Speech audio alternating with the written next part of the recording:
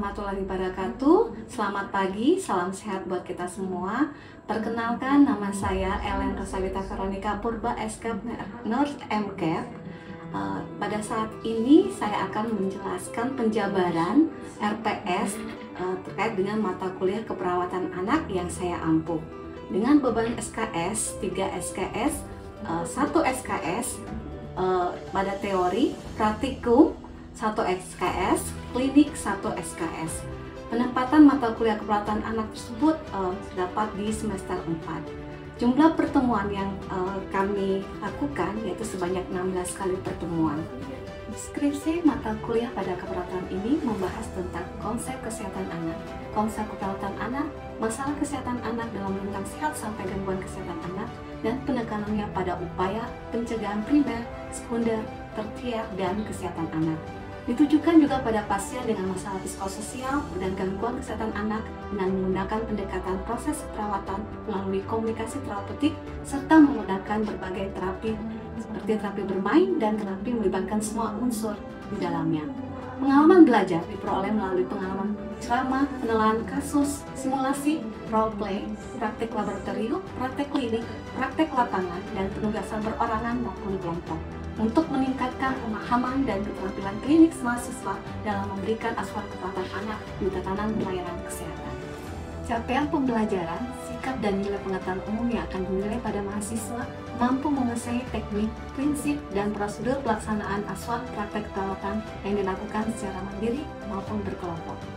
Keterampilan khusus yang diharapkan pada mahasiswa yang pertama, mampu memberikan asuhan keperawatan kepada individu, keluarga, kelompok, baik sehat, sakit, kegawat darurat dengan memperhatikan aspek bio-psikososial, kultur, dan spiritual yang menjamin keselamatan klien pasien sektif sesuai standar ASEP berdasarkan perencanaan keperawatan yang telah tersedia.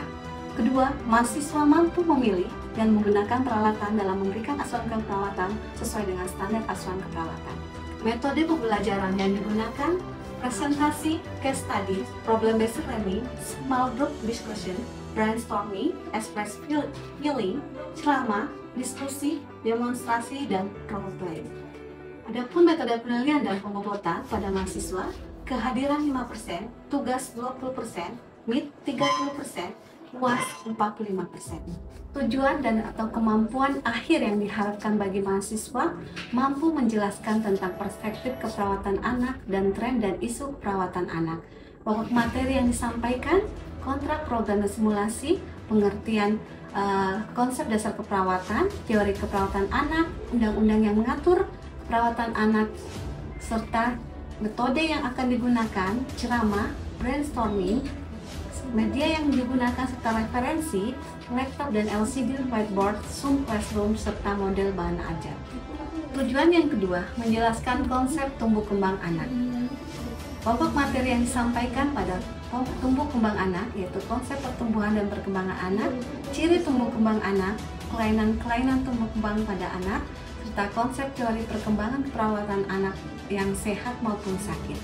Metode yang akan digunakan: ceramah, diskusi, presentasi, brainstorming. Tujuan dan kemampuan mahasiswa yang diharapkan: mampu menjelaskan tentang konsep neonatus essential, konsep asuhan perawatan pada bayi berisiko tinggi. Pokok materi yang disampaikan ada pengertian konsep neonatus, pengertian asuhan perawatan pada bayi berisiko tinggi, macam-macam kasus bayi dengan berisiko tinggi, melakukan perawatan bayi dalam inkubator, dan melakukan perawatan bayi dengan fototerapi.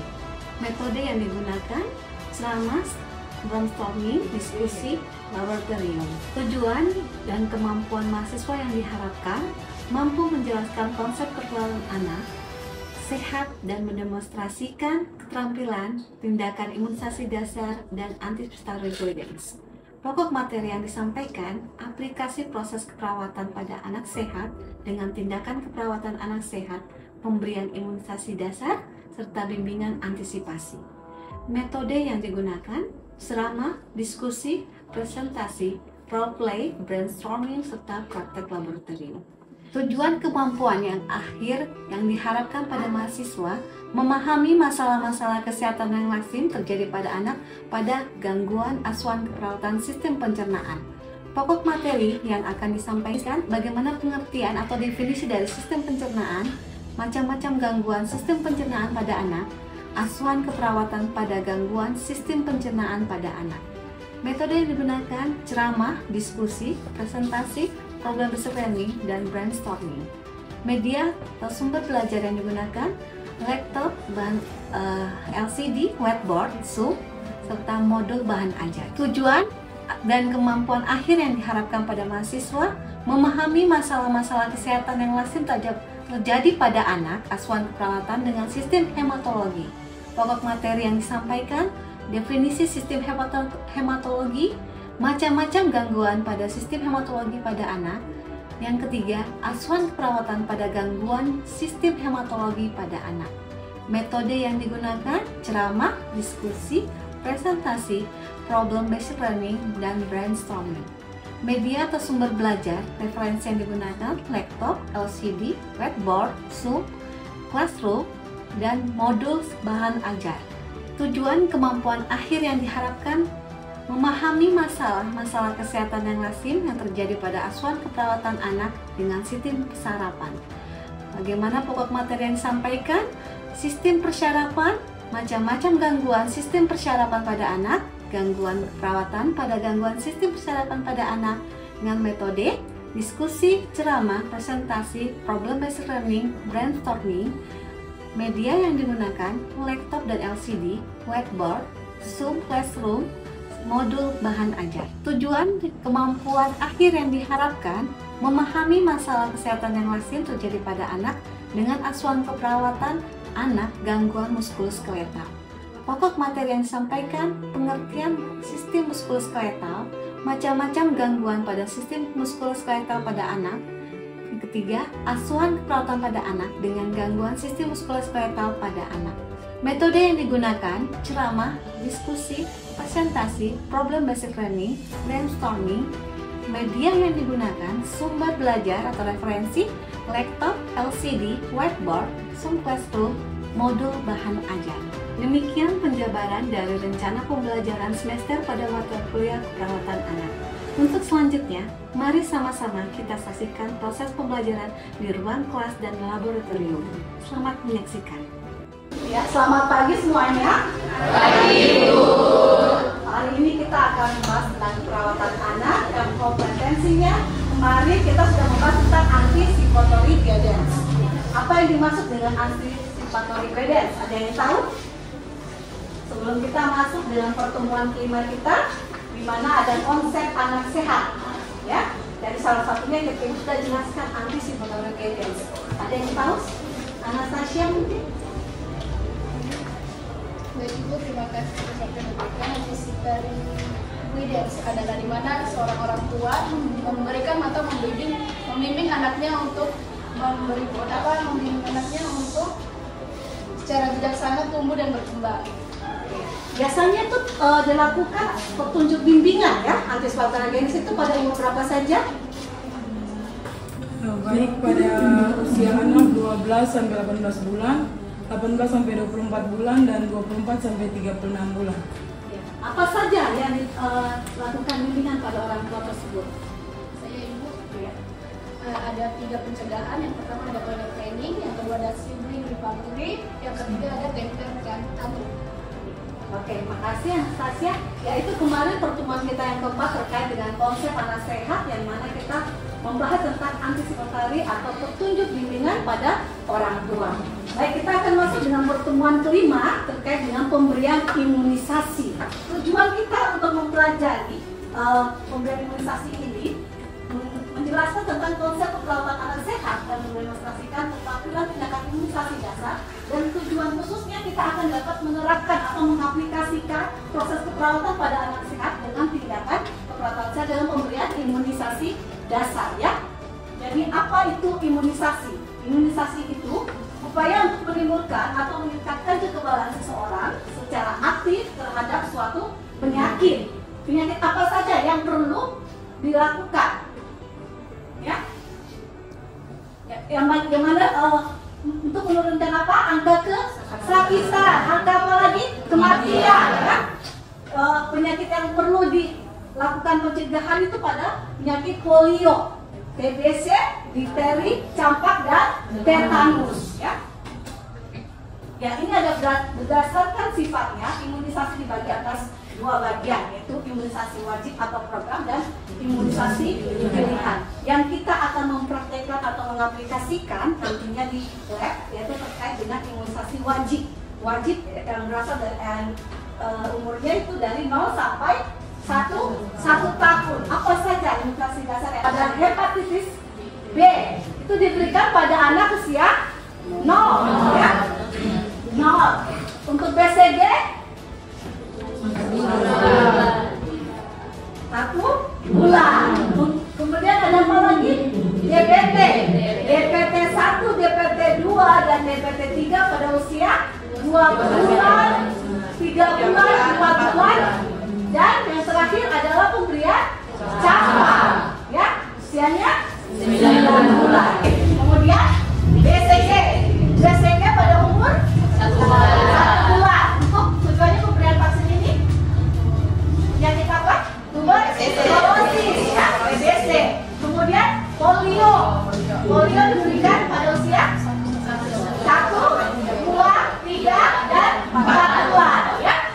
Diberikan secara oral atau tetes, ya. Banyak 2 tetes. Kemudian DPT, HB, HIV itu diberikan pada usia 2 sampai 4 bulan. 2, 3, 4, ya. Itu untuk mencegah penyakit apa? Difteri, tetanus, dan pertusis. Kemudian yang terakhir adalah campak. Usia berapa diberikan? 9 bulan. Oke. Kemudian BCG, ya. BCG, cara pemberian intrakutan 15 derajat di sebelah kanan. Bagaimana kalian tahu atau bisa kalian menanyakan pada orang tuanya, anaknya sudah imunisasi BCG belum, Bu? Cara saya tidak tahu. Terus cara kalian sebagai perawat melihat seperti itu bagaimana? Ada? Coba salah satu mungkin. Oke, untuk mengetahui bahwa anak sudah diberikan vaksin BCG itu di lengan kanan luar itu dengan adanya bentuk lekuhan. Lekuhan atau parutan, ya. Sebelah kanan itu akan terlihat ada parutan atau lekuhan. Di sini sudah pernah imunisasi BCG atau sudah pernah lihat kalian punya vaksin sebelah kanan? Sudah ada vaksin BCG-nya, ya, ada parutannya. Seperti itu, intramuskular atau 90 derajat, ya, pemberiannya. Kemudian kalau untuk campak dengan jarak subkutan di sebelah lengan kiri, ya, berapa derajat? 5 derajat, ya. Oke. Nah, ini yang tadi sudah bahas untuk pemberiannya, jadwal imunisasi yang kalian perlu ingat, ya. Program hepatitis, usia pemberiannya 0 sampai 7 hari, pemberiannya 1 kali, ya. Kemudian BCG 1 bulan, pemberiannya 1 kali. Polio atau IPV usia 1 bulan, 2 bulan, 3 bulan, dan 4 bulan. Pemberiannya 4 kali. Interval dan jarak antara satu dengan yang lainnya itu 4 minggu. Jadi biasanya polio ini kan tadi menggunakan tetesan, ya, secara oral, ya. Tapi sekarang sudah ada penambahan satu untuk IPV insiden poliovirus. Ini diberikan pada usia 4 bulan dengan cara intramuskular, ya. Jadi jangan sampai kalian bilang, kalian bilang di polio itu hanya untuk oral saja. Tidak, tapi usia 4 bulan juga diberikan suntik, ya, polio suntik itu usia 4 bulan. Kemudian DPT usia 2 3 sampai 4 bulan. Kemudian pemberiannya 3 kali, interval minimalnya 4 minggu. Dan campak 9 bulan, hanya pemberiannya 1 kali. Oke, ini imunisasi lanjutannya. Tadi itu imunisasi dasar yang kita telah bahas. Sedangkan imunisasi lanjutan itu diberikan DPT, HB, HIG 18 bulan atau 1 tahun. Pemberiannya 1 kali. Kemudian campak pada usia 24 bulan atau 2 tahun. Jadi campak untuk lanjutan pada balita diberikan lagi pada usia 2 tahun, ya. Ini imunisasi lanjutan, ya. Kelas 1 ada diberikan campak dengan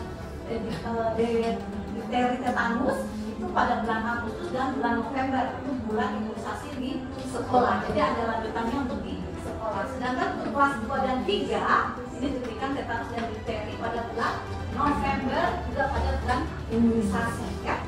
Ini imunisasi diberikan pada anak sekolah dasar. Kemudian ada juga sasaran imunisasi pada wanita usia subur ya. Biasanya usia dari 15 sampai 39 tahun ya, termasuk ibu hamil dan calon pengantin. Oke, ini kita tahu dulu pada saat memberikan imunisasi kita cek dulu vaksinnya, kadaluarsanya bisa digunakan atau tidak, seperti apa ya. Ini ada tandanya, ada misalnya masa pemakaian kode itu hanya berlaku untuk 2 minggu. Jadi kalau kalian sudah buka vaksinnya 2 minggu dan lebih dari 2 minggu tidak boleh digunakan lagi kalau masih ada sisa ya. Karena apa? Sudah ada tanda pemakaiannya, tidak bereaksi lagi vaksin tersebut. Oke, kemudian tetanus 4 minggu, difteri dan tetanus difteri 4 minggu, tetanus difteri 4 minggu, DPT, HIV, 4 minggu, dan DCG itu hanya 3 jam ya. Masa vaksinnya hanya 3 jam saja berlaku masa pemakaiannya, dan campak 6 jam. Makanya pada saat mungkin nanti ada ibu membawa anak-anaknya terus kalian membuka vaksin dengan obatnya berapa 5 ml ya, itu harus dihabiskan. Jadi kalau misalnya 5 ml itu hanya berlaku untuk 10 pasien. Jadi kalau misalnya 10 terus ada lebih satunya itu disuruh pulang daripada satunya mubazir, untuk besok baru diberikan lagi untuk pindah ke posyandu berikutnya untuk pemberian campak misalnya ya. Itu diikutkan situ supaya tidak mubazir ya pembuangan vaksin tersebut seperti itu. Oke, begitu saja penyampaian Ibu pada pagi hari ini. Silakan siapa yang mau diskusi atau yang bertanya terkait pemberian imunisasi atau dana pemberi. Saya ingin bertanya Ibu, kalau seandainya anak tersebut ibunya lupa bawa nih untuk imunisasi pada saat umur 1 bulan, apakah nanti bisa pada saat umur 2 bulan itu diberikan atau harus dari awal lagi? Terima kasih ya. Baik. Kalau misalnya anaknya mungkin kondisi flu, demam, ya kan tidak boleh diberikan vaksin karena apa? Ini benda yang akan masuk ke dalam tubuh. Kemudian kenapa bisa diberikan?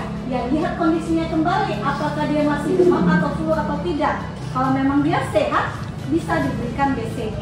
Kemudian lanjutkan dengan jadwal pemberian imunisasi berikut. Seperti apa? DPT-nya diberikan, polionya diberikan, dan campak seperti itu. Ya, jelas? Ada lagi yang lain? Ya silakan. Saya mau bertanya, itu masa kecil ada tempat imunisasi di sekolah juga, terus sama-sama punya saudara, kedua ini kan sama-sama vaksin itu baru setelah beberapa bulan itu kan ada tanda di sini, tapi dia tidak ada tanda, itu kenapa itu? Ini ada tanda. Oke, ini imunisasi apa nih? Campak. Ya, campak untuk anak sekolah tadi kan diberikan kelas 1 atau kelas 2 ya, harus kalian ingat. Jadi ada yang tandanya kelihatan, ada yang tidak ya. Biasanya pada saat pemberian itu vaksinnya masuk seluruhnya, tapi dia masuk campak di mana? Susuran. Jadi ada masuk sampai ke ototnya ya. Jadi sampai tidak kelihatan parutannya seperti itu ya. Nah, vaksinnya memang masuk, cuman cara pemberiannya mau dibilang salah tidak, karena vaksinnya memang sudah masuk ya. Jadi posisi atau pemberian itu vaksin itu mempengaruhi untuk tanda seperti itu. Ya, imunisasi dasar yang diberikan apa saja?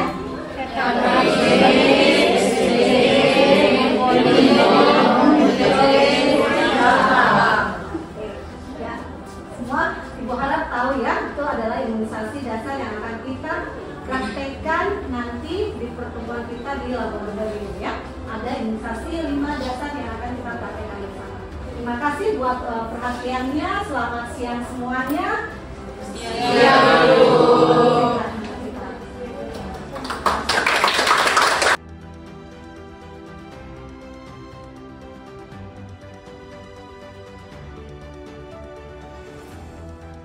Ya, selamat siang semuanya. Ya, Ya, pertemuan kita pada pagi hari ini dengan cara pemberian imunisasi dasar ya, yang kemarin kita sudah membahas sama-sama di pertemuan kita di kelas. Ya, sekarang kita prakteknya untuk pemberian imunisasi. Imunisasi apa saja yang akan kita berikan pada pagi hari ini? BCG,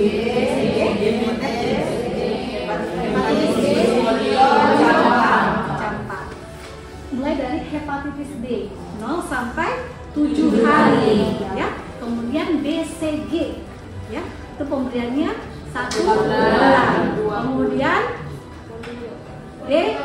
DPT polio ya, itu diberikan pada 1 bulan, 2 bulan, 3 bulan, dan 4 bulan.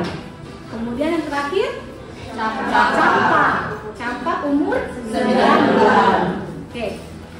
Untuk yang kita harus siapkan alat dan bahan yaitu vaksin ya.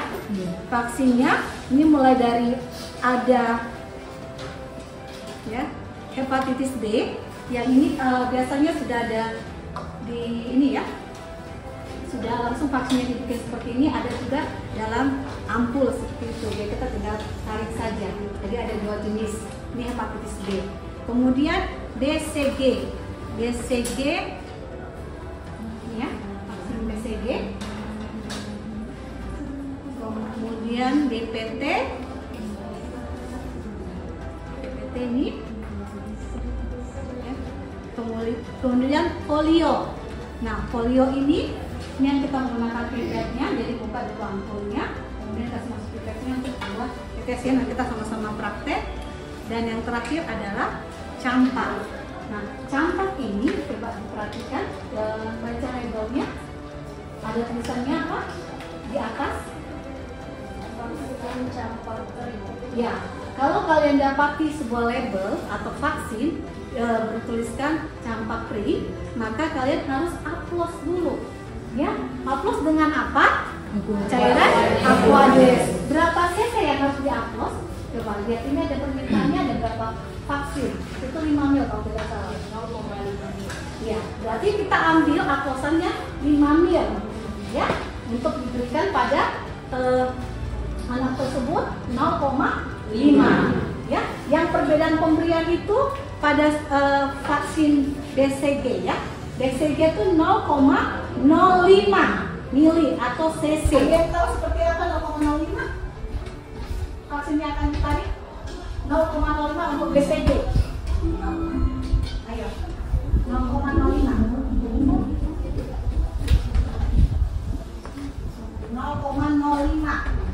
0,05.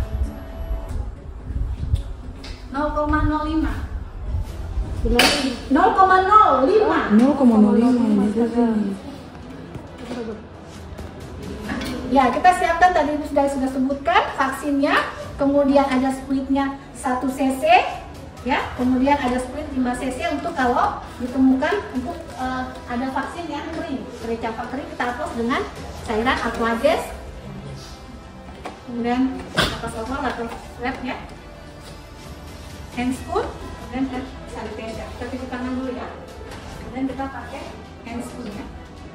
Ini betul dengan anak boy. Ya, ini vaksin yang pertama ya, Bu, hepatitis B ya, belum dari rumah sakit, belum diberikan ya. Jadi pemberian vaksin ini untuk mencegah menghindari penyakit hepatitis yang akan saya akan berikan di bagian paha sebelah kanan ya Ibu.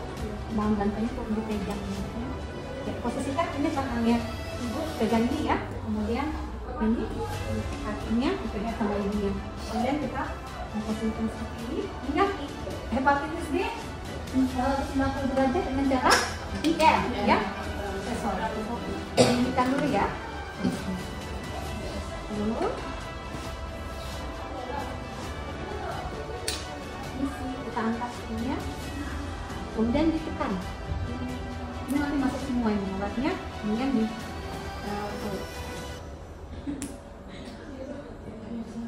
jangan semua 90 derajat ya, bukan muskuler. Itu kamu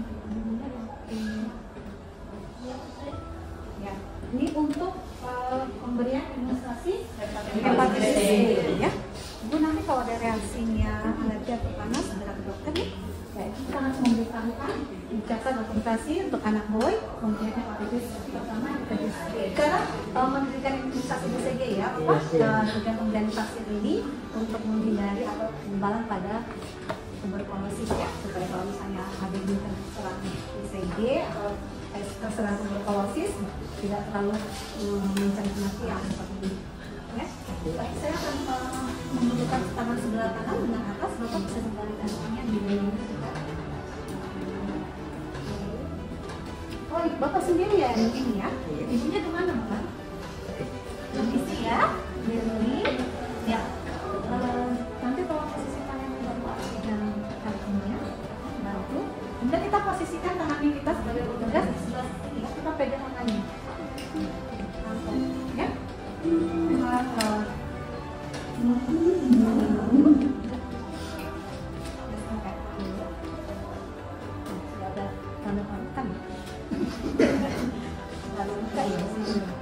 Ini kita sudah hapus 0,05 ya.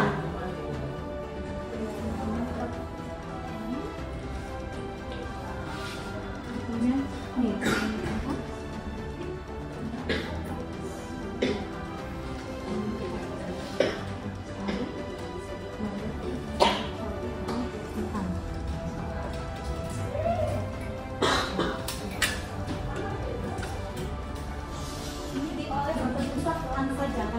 Bekas yang bakal ini ya, nggak boleh ditekan secara kuatnya, jadi cuma di saja untuk BCG. Tapi untuk yang lain disinfektan secara jam-jam ya. Untuk itu bagaimana kita mau tetes ini dibuka ya, boleh dipasangkan. Buka dulu,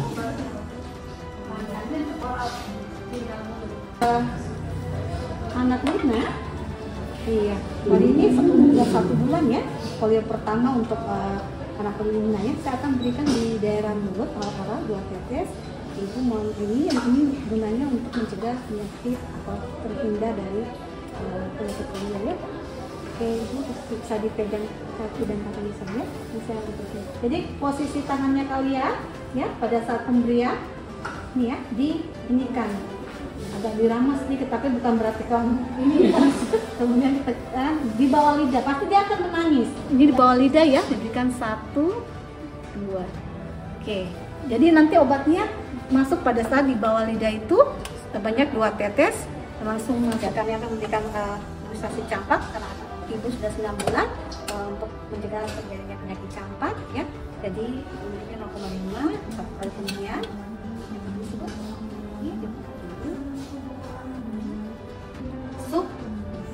Hutan ya, 45 derajat.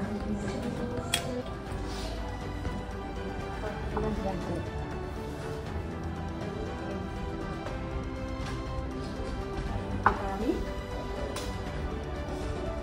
Nah, obat habis ya, habis.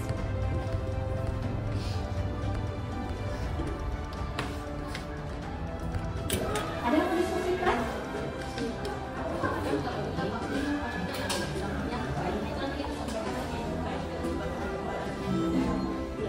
Biasanya tuh anak dengan diabetes dalam ada 3 vaksin yang kan, jadi reaksi dari vaksin tersebut akan menjadi demam.